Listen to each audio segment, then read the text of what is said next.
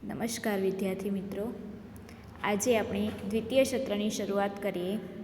દરેક વિદ્યાર્થીઓને નવા વર્ષની શુભકામના, શુભેચ્છાઓ. Happy new year. દરેક બાળકો વેકેશનમાં ખૂબ મજા કરી હશે. હવે ફરીથી આજે આપણે ભણવા તરફ ધ્યાન દોરીએ. પાઠ 6, મજા પડી મજા પડી. એક વર્ષની 3 ઋતુઓ એટલે કે વર્ષ દરમિયાન વર્ષ 12 મહિનાનું હોય છે. એ વર્ષ 12 મહિનામાં 3 ઋતુ આવે છે. દરેક ઋતુના 4 મહિના હોય છે: શિયાળો, ઉનાળો અને ચોમાસું. વર્ષની મુખ્ય 3 ઋતુ છે: શિયાળો, ઉનાળો અને ચોમાસું. પહેલી ઋતુ શિયાળો, ત્યાર પછી ઉનાળો અને ચોમાસું. શિયાળાની શરૂઆત અત્યારે થઈ જ ગઈ છે. દરેક બાળકો અને દરેક લોકો શિયાળાનો અનુભવ કરી જ રહ્યા છે. તો શિયાળા વિશે આપણે થોડી ઘણી માહિતી મેળવીએ. એ શિયાળામાં ઠંડી બહુ પડે. શિયાળાની ઋતુ આવે એટલે શિયાળાની ઋતુમાં ઠંડી પડે. તાપણી તપવાની મજા પડે. શિયાળો હોય એટલે ઠંડી ઉડાડવા માટે આપણે તાપણું કરવું પડે, અને તાપણું કરીએ એટલે આપણને ગરમીનો અનુભવ થાય. સ્વેટર પહેરવાની મજા પડે. ટોપી પહેરવાની મજા પડે. વસાણા ખાવાની મજા પડે. એટલે કે શિયાળામાં તાપણું કરવું પડે. ઠંડીથી બચવા માટે સ્વેટર પણ પહેરવું પડે, ટોપી પણ પહેરવી પડે, અને વસાણા એટલે કે અડદ પાક, મેથી પાક, ખજૂર પાક જેવી વાનગીઓ પણ ખાવી પડે, જેના કારણે આપણને ઠંડી લાગે નહીં અને ઠંડી સામે રક્ષણ મળી રહે. એક વર્ષની 3 ઋતુ એટલે વર્ષની મુખ્ય 3 ઋતુઓ છે. ઉનાળામાં ગરમી બહુ પડે. બીજી ઋતુ છે ઉનાળો. ઉનાળાની અંદર સૌથી વધારે ગરમી પડે એટલે આપણને ઠંડા પાણીમાં નહાવાની મજા પડે. ઠંડી વસ્તુઓ ખાવાની પણ મજા પડી જાય. ઠંડા પાણીમાં નહાવાની મજા પડે. આઈસ્ક્રીમ ખાવાની મજા પડે. ફરવા જવાની મજા પડે. એટલે ઉનાળો આવે એટલે કે દરેક બાળકોને ગરમી લાગતી જ હોય. નાના મોટા દરેક વ્યક્તિઓને ગરમી લાગતી હોય છે. તેથી ઠંડા પાણીથી નહાવામાં ખૂબ મજા પડે, અને બાળકો આઈસ્ક્રીમ, બરફના ગોળા, ઠંડા પીણા, શરબત એ બધું પણ પીતા હોય છે. અને સૌથી વધારે દરેક બાળકોને આઈસ્ક્રીમ ભાવતું હોય છે, એટલે ઉનાળામાં દરેક બાળકો આઈસ્ક્રીમ ખાય છે. ત્યાર પછી કેટલાક લોકો ફરવા પણ જાય છે. જ્યાં ઠંડકવાળું વાતાવરણ હોય એવી જગ્યાઓમાં ઉનાળામાં લોકો ફરવા પણ જાય છે. એક વર્ષની 3 ઋતુ. વર્ષની મુખ્યત્વે 3 ઋતુઓ છે: શિયાળો, ઉનાળો અને ચોમાસું. હવે ત્રીજી ઋતુ છે ચોમાસું. ચોમાસામાં વરસાદ બહુ પડે. ચોમાસાની ઋતુમાં વરસાદ ખૂબ જ પડે, એટલે વરસાદથી બચવા માટે છત્રી ઓઢવી પડે, રેનકોટ પહેરવો પડે, અને કેટલાક તો નાના બાળકો કાગળની હોડી બનાવીને પણ એ વરસાદના પાણીમાં તરવા મૂકતા હોય છે. છત્રી ઓઢવાની મજા પડે. રેનકોટ પહેરવાની મજા પડે. પલળવાની મજા પડે. અને બાળકોને વરસાદમાં પલળવાની પણ ખૂબ મજા પડતી હોય છે. સૌથી પહેલો વરસાદ પડે એટલે દરેક બાળકો એ વરસાદના પાણીથી એકવાર તો નહાય છે. ચોમાસામાં વરસાદથી બચવા માટે આપણે છત્રી અથવા તો રેનકોટનો ઉપયોગ કરવો પડે છે. એ જ રીતે શિયાળો, ઉનાળો અને ચોમાસું 3 ઋતુઓ અલગ છે, જેમાં અલગ અનુભવ થાય છે. શિયાળામાં ઠંડી વધારે પડે, ઉનાળામાં ગરમી વધારે પડે, અને ચોમાસામાં વરસાદ પડે છે. આ 3 ઋતુઓ થઈને આપણું એક વર્ષ પૂર્ણ થાય છે. દરેક ઋતુના 4 મહિના હોય છે. અહીંયા આપેલો છે નવા શબ્દોમાં છે વસાણા એટલે મેં તમને આગળ સમજાવ્યું તે રીતે ખજૂર પાક, મેથી પાક, અડદ પાક એ બધી વાનગીઓને વસાણા કહેવામાં આવે. તાપણું એટલે કે લાકડા અને છાણા સળગાવીને જે તાપ કરવામાં આવે છે એને તાપણું કહેવામાં આવે. પ્રશ્ન 1, સાંભળો અને બોલો. દરેક વિદ્યાર્થીઓએ અહીંયા આપેલા શબ્દો વાંચવાના છે અને પછી તમારે પણ બોલવાનું છે. અહીંયા શબ્દો આપેલા છે, એ શબ્દોના વાંચન માટે તમે તમારા માતા પિતાની મદદ લઈ શકો છો. તમારા માતા પિતા એક વખત તમને વાંચી સંભળાવશે, ફરીથી એ જ શબ્દ તમારે પણ સાંભળીને બોલવાનો છે. પ્રશ્ન 2, ચિત્ર જુઓ અને જવાબ આપો. અહીં 3 ઋતુના ચિત્ર આપેલા છે. પહેલું શિયાળો, ઉનાળો અને ચોમાસું. તે જે ચિત્ર આપેલ છે એ ચિત્ર ઉપરથી આપણે પ્રશ્નના જવાબ લખવાના છે. ઠંડી પડે ત્યારે કેવા કપડાં પહેરવા જોઈએ? ઠંડી પડે ત્યારે આપણે સ્વેટર, શાલ, મફલર, ટોપી એવા બધા કપડાં પહેરવા જોઈએ ને એ બધા કપડાં ગરમ કપડાં કહેવામાં આવે છે. એટલે ઠંડી પડે ત્યારે આપણને ઠંડી સામે રક્ષણ મળી રહે તેવા કપડાં પહેરવા જોઈએ.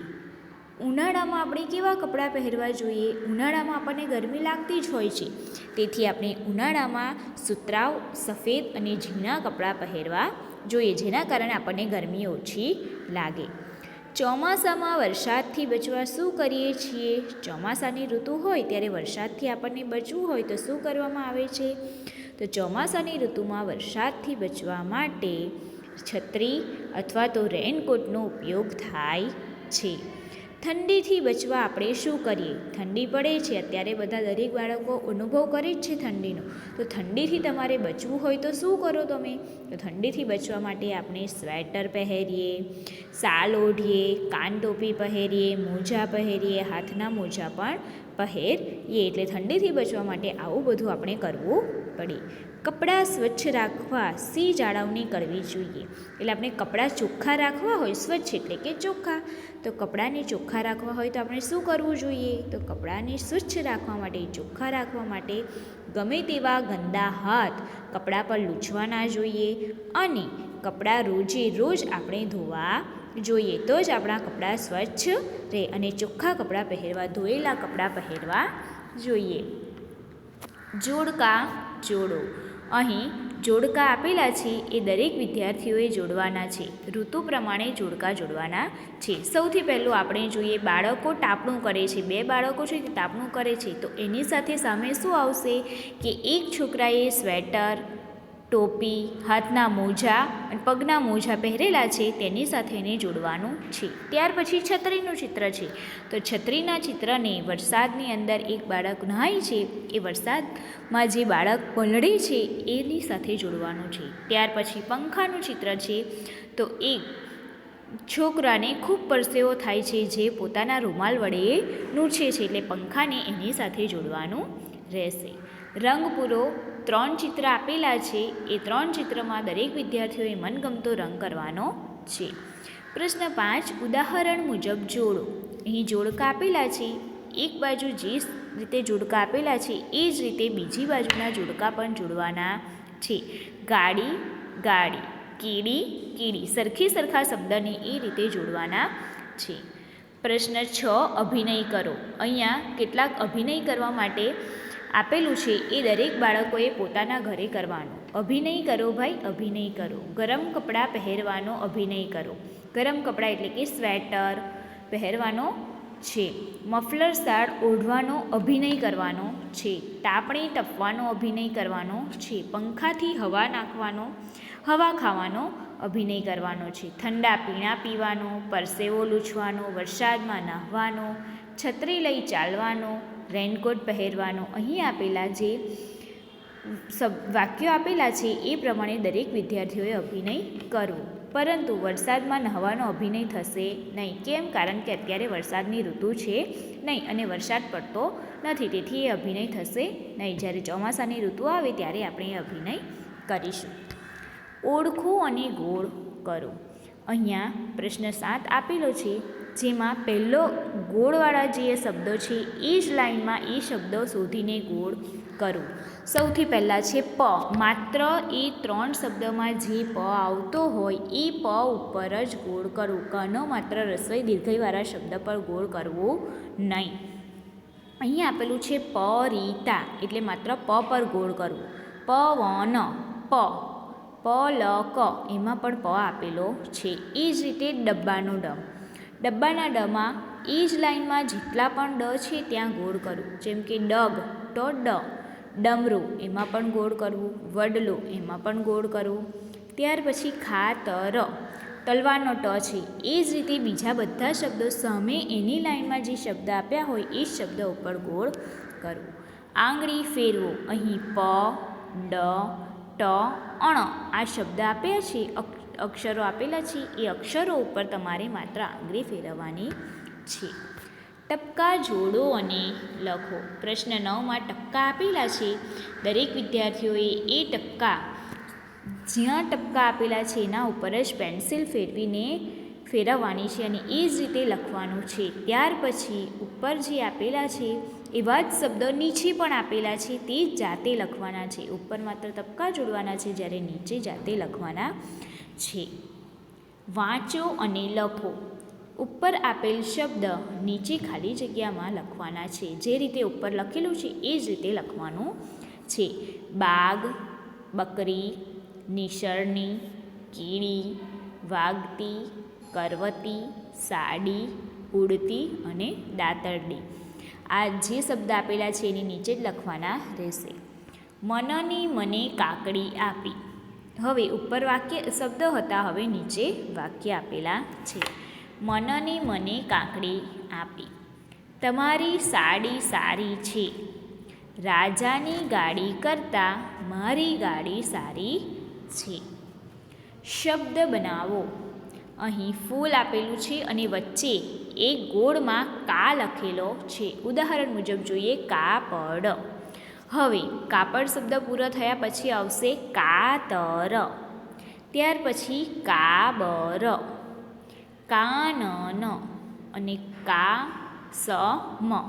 આ રીતે શબ્દ બનાવવાના છે. ત્યાર પછી છે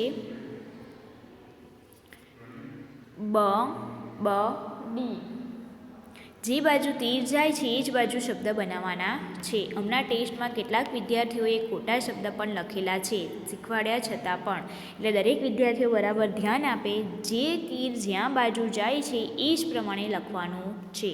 બડી, ત્યાર પછી બકરી, બગડી, બમણી ને બરણી. આ આપેલ પાઠ્યપુસ્તકનું લેશન દરેક વિદ્યાર્થીઓએ 1 અઠવાડિયાના સમય સુધીમાં બતાવવાનું રહેશે. અધૂરું લેસન કરનાર વિદ્યાર્થીનું લેશન ચેક થશે નહીં. દરેક વિદ્યાર્થીઓએ પૂરેપૂરા લેસનના જ ફોટા મોકલવા. Thank you.